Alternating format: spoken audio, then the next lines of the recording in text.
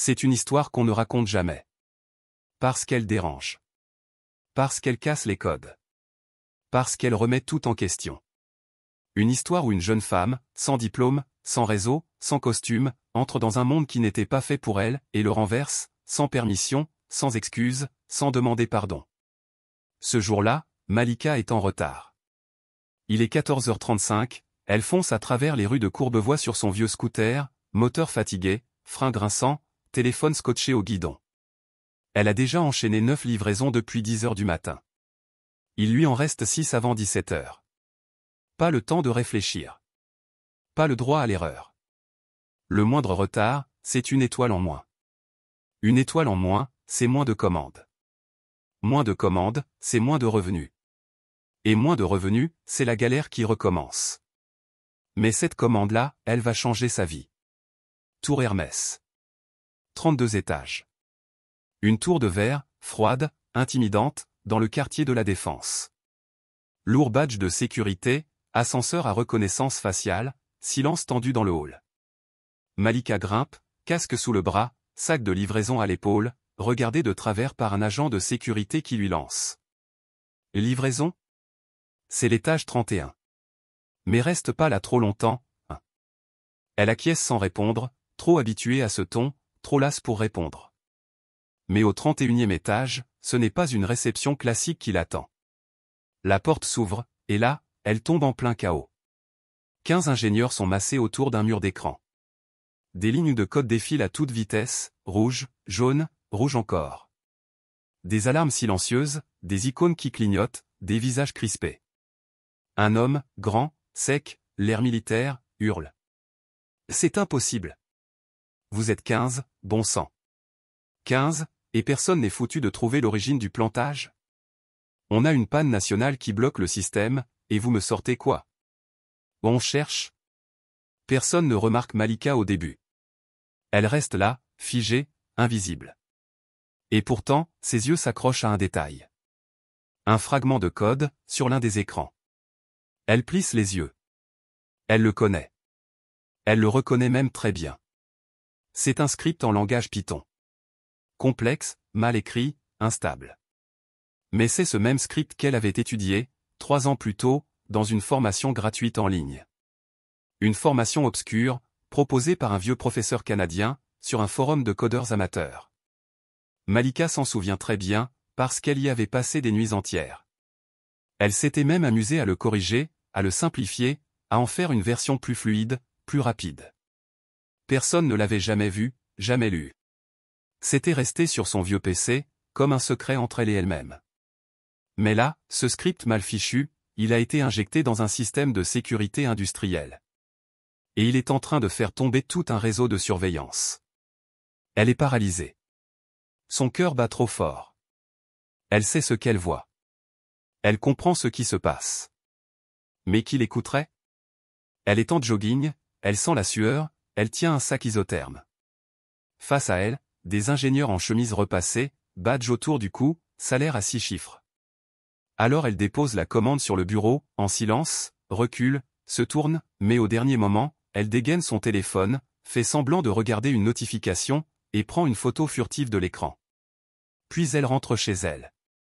Il est 19h quand elle s'écroule sur le canapé de son minuscule studio à Grigny. Un plat de nouilles instantanées sur les genoux, les pieds encore engourdis par les heures passées debout, elle rallume son vieil ordi. L'écran clignote, rame un peu, mais finit par démarrer. Elle compare. Le code de la photo. Et le sien. C'est le même script, sauf que le leur est mal inséré, incomplet, instable. Une brèche monumentale. Elle le comprend instantanément. Et ce qu'elle comprend surtout, c'est qu'elle peut le corriger. Elle hésite. Longtemps. Elle se lève.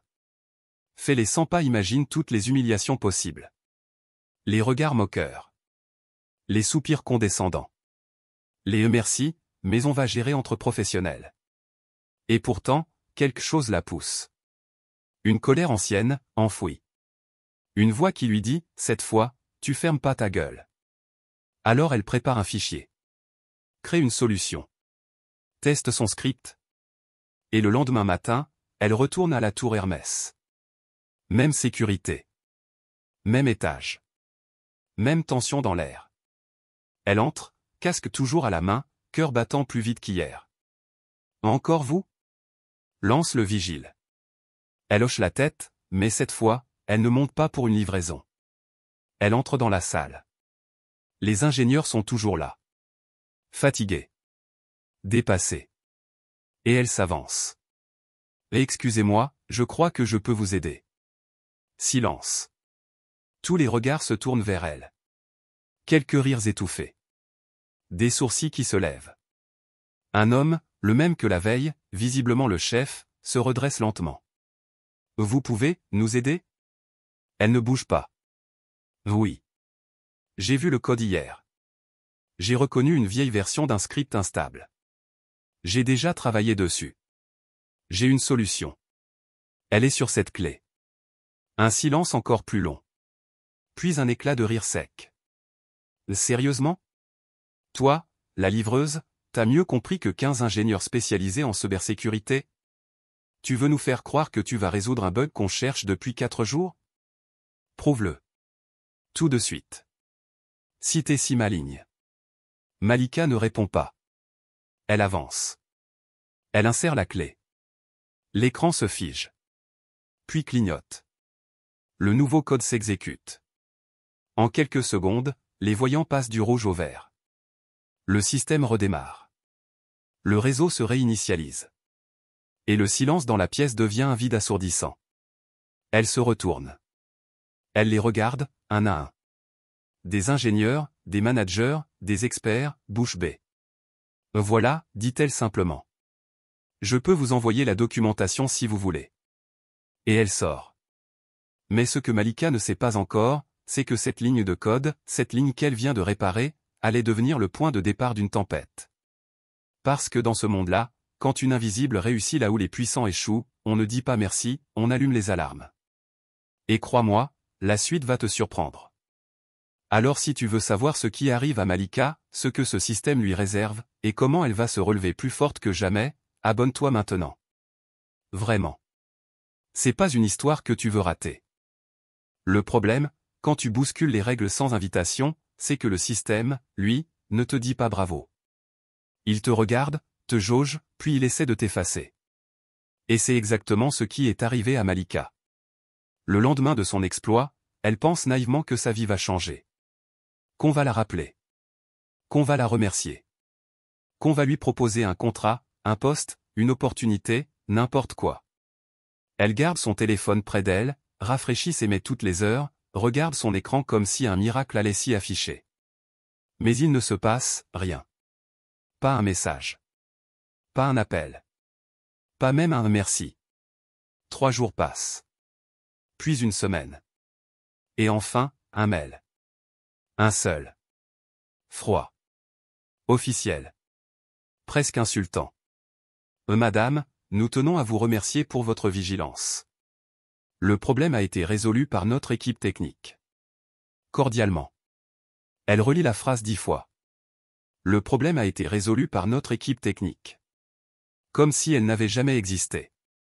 Comme si ce qu'elle avait fait n'avait été qu'un rêve, un accident, une parenthèse gênante à refermer au plus vite. Et c'est là que tout bascule. Parce que dans un élan de dignité, de fierté blessée, de ras-le-bol profond, Malika décide de parler. Pas pour se venger. Pas pour faire le buzz. Mais parce qu'elle sait que si elle se tait maintenant, elle se taira toute sa vie. Un soir, elle s'assoit devant son ordinateur, allume sa vieille webcam, et commence à parler. Une vidéo simple. Sans effet. Sans montage. Juste sa voix, son histoire, et les preuves. Elle montre la photo du code. Le fichier de sa correction.